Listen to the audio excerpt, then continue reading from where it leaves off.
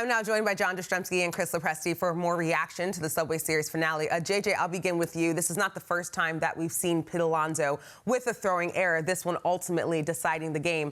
Is this something that the Mets should be concerned about moving forward? I'm not going to just look at Pete Alonso and his defense. I'm going to look at the entire Met team as far as their defense is concerned. And I know Alonso's error is going to be the one everybody remembers from this Subway Series finale.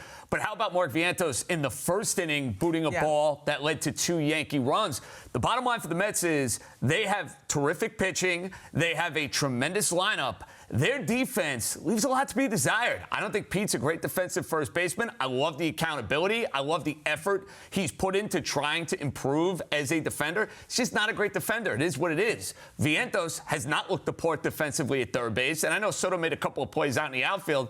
Nobody is going to mention Juan Soto and his defense and think he's Roberto Clemente or Devon White. He is not. So the Mets have to win by scoring runs and pitching. They pitched extremely well this weekend. They did not field the ball CeeLo well, and that's why they lost the game. They didn't, and David Stearns alluded to that in his meeting with the media this weekend, felt that there's room for improvement there from his club defensively. So, the 3 guys you mentioned, Vientos, Soto, Alonso, the calling card, as we know, is not defense, but it needs to be good enough. And I agree with you about Pete, accountability, the fact that he's cared as much about this part of his game pretty much since he came to the big leagues, because we all had doubts about whether he could be the long-term answer at first base just from a defensive standpoint. Now, look, I agree with him that he is capable of making the play. We just saw him make it in Saturday's game. Made the throw home to Luis Torrens, no problem there. So it's unfortunate, the timing, and that it led to a huge inning, obviously. But I think, look, it's something that you got to live with Pete. Obviously, when the offense is cooking the way that we know he's capable of and the start he's gotten off to, there's going to be moments where it doesn't exactly look smooth out there defensively.